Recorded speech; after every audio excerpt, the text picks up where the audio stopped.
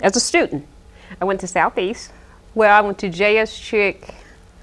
I was probably a sixth grader in '71. Then I went to Southeast High School. So I was at Chick, and then I went to Southeast Junior High, and then graduated from Southeast Senior High in 1978. And what was going on at that time? Right. Do you remember anything? What was the makeup of your school? You know, demographically. It was mostly black. When we graduated from Southeast, there was Wesley and Ruth. There may have been 5 whites in the whole school. And our graduating class was like 570 something. And maybe there were 2 whites there. At Southeast. Right. Was Mr. Heron there then? Mr. Heron was the principal. People love Mr. Heron. Yes. You know what? I liked Mr. Heron, but he was SWAT too. You said he was what? I was a SWAT girl. Okay. Yeah. We got SWATs back then. So, but yeah, we loved Mr. Heron. You know, it was, and I was having this conversation recently. There was a lot of respect. You know, I mean, we respected the teachers, we respected Mr. Heron, and if you didn't do right, they said something to you. And I was thinking recently, I'm on the Southeast Alumni Association board with 2 teachers I had back then, Mr. Levine and Miss James, and I still call them Mr. Levine and Miss James because that's the only thing I know. Right. Now tell me about the table in the hall. It was such a legacy around that table. Oh, the round table. The round table. There was a legacy, and I don't remember what it was, but I do remember you didn't touch the round table. I mean, it was just, and it wasn't even anything they had to tell us. We just knew, you know, you just don't do it. What was on the round table? Nothing. It was just a huge, heavier than your tables here. Just a huge, heavy table. It had some engraving letters on the side, and I don't remember what they said. And it was just, had a glass top. So it was just, but you know, it was just something that we respected.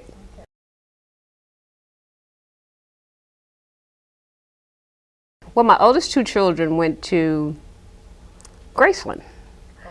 And they were probably, the oldest one was probably in the 4th grade. We moved to Hutchinson, Kansas. So the time that my older kids were in grade school, I think I was just so busy surviving. I really didn't pay that much attention to what was going on in the school itself, you know, in the district.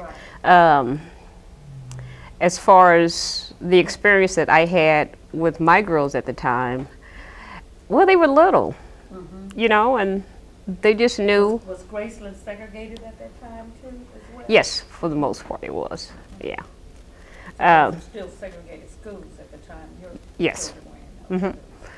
So I honestly didn't pay that much attention. You know, they just knew to go to school and to not act a fool. And when I think back of the few things that I did do well as a parent, I always made them read. So in some ways they were always a little bit ahead, which I found odd because, you know, I made them read, but I didn't put a line in, you know, I didn't say you have to do your mathematics and blah, blah, blah. But then when they get to school and they're out reading other people, I thought, wow. Well, that's what I tell parents now. Start as early on. If you just have them read, and you emphasize that reading, that they will do well. Right. So I did that well. So, we moved to Hutchinson, Kansas. So we were gone, I think when this whole magnet thing came up, I wasn't in town. Okay. When we moved back, I think this magnet stuff has just started, and I didn't like it. What do you recall about the community's response to those magnet schools and all of the efforts to integrate schools in Kansas City? The people that I knew didn't like it. Most of them, they thought that the sole purpose of it was to bring white students in and no other reason. I know I had one friend, because there was one that, the Greek magnet or something where you swim and all this kind of stuff. And she thought it was the craziest thing in the world because, you know, what does swimming have to do with, going out and getting a job and what And I have think you. that particular school also had a computer unlimited Uh-huh. thing too. But It was you didn't Central. hear a lot about Central, but you Yes. didn't hear a lot about that computers unlimited. Right. And then actually I knew a kid that went to that school, and he wasn't very good at computers, so I thought, well, that was a waste of money. Right. So most of the people I knew thought it was not a good idea. And then when I moved back, I agreed with them. Okay. So what do you recall in terms of hearing about attitudes of educators and school staffs regarding school integration? Do you recall any of those stories? Definitely not as a student, because I was just busy being a student. A kid, I wouldn't say a student. But You were saying when you returned that the right. that So I'm this trying to was think in of- the heart of magnet school implementation. Did you ever hear about what the attitudes of educators and Educators. staffs were around these efforts? You know what? Honestly, not at that time. My daughter became a teacher later, but at the time that the magnet schools were implemented, she was still a student. So she had her ideals about it afterwards. Okay. So as far as during, I don't think so. Now, did your daughter attend any of the magnet schools in Kansas City? She went to, well, I guess Metro Tech was a magnet school, or was it? That's where she went. Okay. She's the only one. My other two kids weren't in the district. We're not, okay. And she loved Metro Tech. But I tried to get her in a private school one year. I had this great idea. And she went to visit and showed her butt. And at the end of the day, the lady says, I don't think Trina wants to be here. And after I yelled and screamed, Trina said that, Mama, I know I'm not going to get a good education where I am, but I like it. Oh.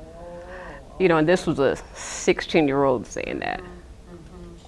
So I said, I okay. don't know what Metro Tech, what were they focusing on? I think they were vocational because she was Okay, taking so it was sewing the or old- something. Old manual? Yes.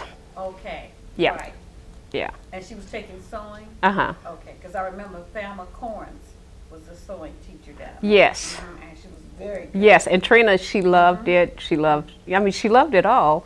But the fact that she was aware, right or wrong, that, she knew she wouldn't learn as much there as she would have at the private school. But she was happy. Right, she was happy. And what do you think and why do you think she was happier, or what felt she would have been happy? She had friends. Friends, okay. The private school was predominantly white. She was an athlete, so she was just more comfortable there. Comfortable there, okay.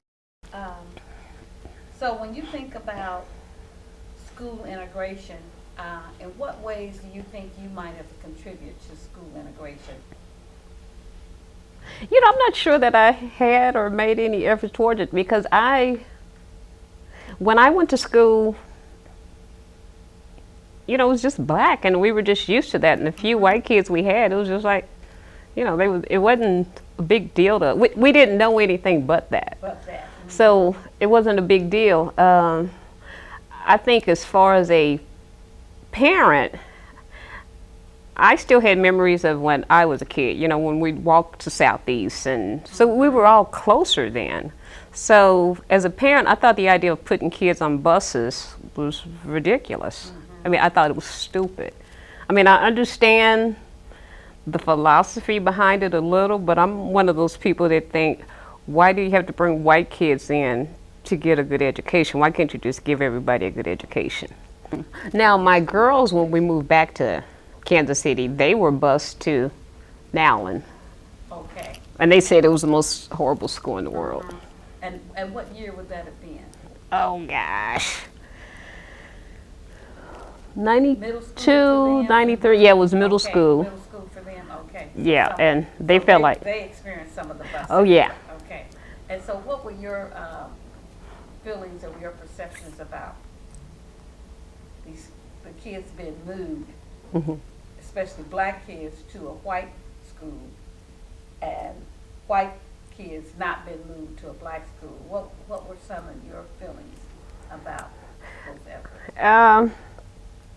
Well, again, I didn't even know why it all had to be done. But as far as Trina Rico going to Nowlin, by the time we moved back to Kansas City, it was the summer. So I think Nowlin was kind of like the only place open. So Trina, well, Rico didn't say a lot, but Trina thought that Nowlin was just somewhere to house people. You know, she said we didn't learn anything. Rico, who never really bothers anybody, got in fights and what have you. And I don't know if Nowlin was predominantly black or white. Maybe it was mixed. I know it was in Independence, Right. kind of, sort of. Independence, and But I don't depending remember. on that year, what year would that have been? And I think it was 92 or 93. 92, okay. And I think it was probably about half and half. Okay. About that time. Yeah. So that wasn't a good experiment for my girls because it was just a wasted year. Interesting.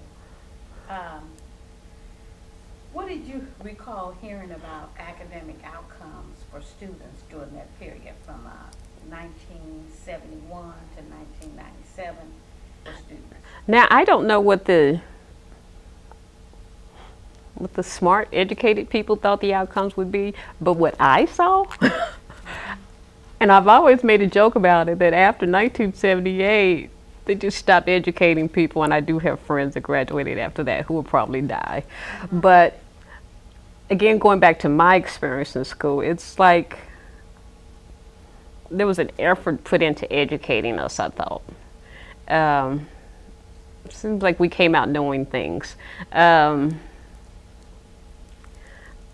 I'm not sure, I wasn't there. And this would be the segregated period? Yes. Okay. Right. That when you felt that you came out knowing Yeah. things. And then actually, I know of a young man who went to Lincoln, I guess the premier school. And I was having a conversation with someone, and they were there, and Shakespeare came up. And he'd never read Shakespeare. And we thought, she going to the smart school, you know. So I thought, how do you be at the premier school and you don't know, and you've never read Shakespeare? And then, you know, someone argued, well, I don't remember the argument. It wasn't a good one. Because I thought there's no way you can graduate. I mean, I was a slacker student, and I read Shakespeare in school. So it's like, how do you go to the premier school and you not don't have know been exposed to Shakespeare? some of the classics. Right. So, you know, I guess people were learning how to. I just thought the magnet school was stupid. I just don't know any other way to say it. Again, I go back to my thing of if you have whatever millions of dollars they had, why couldn't you have just put it into making Southeast and Chick and all those things better? So what might have been some of the social outcomes for school desegregation as you think about it? Something I think that is good is that the blacks and whites would have had exposure to each other. I think a lot of our issues are because we don't understand. You know, if I'm never around black kids except as watching them on the news or whatever, then I don't understand them. Same thing with whites. You know, if we don't have exposure to each other and see that, you know, you're really just like me, you just happen to be a different color, or maybe you have a nicer house, but a lot of white kids don't have nice houses. But just that exposure. Around each other. I think that was probably, if anything, from the outside looking in, that would have been the best thing. In terms of that. So when you think about school integration and Kansas City communities, in what ways might school integration have shaped Kansas City communities? I think it separated us. Again, I go back to when I was a kid. I mean, we went to school with the same people. We had the same people in the neighborhood. You know, the parents knew most of us, if not by names and by faces. So you always had that community, I thought. But when you started, you know, shipping people here and there and whatever, you didn't have that same. So I think in some ways it kind of broke up some of the neighborhood. What's the word I'm thinking? Yes. Neighborhood, sense of Yeah. neighborhood, sense of Yes, the community. sense of neighborhood. So what changes do you think are needed to improve outcomes for students in today's urban schools? I don't know what the curriculums are currently, but when I hear of things, and I don't know if it's happening or not, when I hear of things like kids aren't learning how to write in cursive anymore, I think that's crazy, because how will I ever learn to sign my name if I can't write in cursive?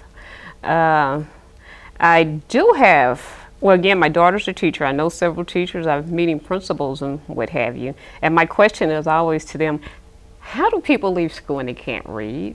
I mean, that just makes no sense to me. So I think and I hesitate to say it because I'm on the outside, telling the people that do this every day what they should do. But again, I don't think you should move up a grade if you can't read. I mean, I think that's the most important thing in the world. I think we need to accept that, and again, I'm not in education, but what I'm told is most of the new teachers that come in are suburban white women.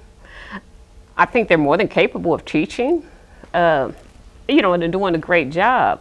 But I think they should realize that, and some of them may, but I think they should realize that, I'll use me.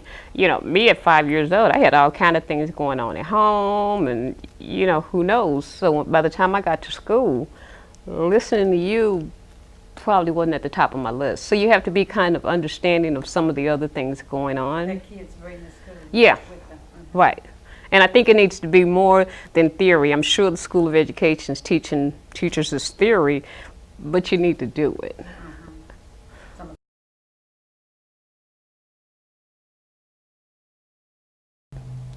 Again, I think as far as young people getting to know each other, black, white, Hispanic, whatever, I think that's a wonderful thing.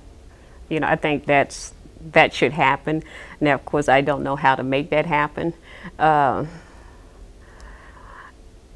I guess I think some of these millions of dollars that the school district has or had or whatever it is, I think it should be put in making all schools level. And I know that's just a dream. I'm in a dream world.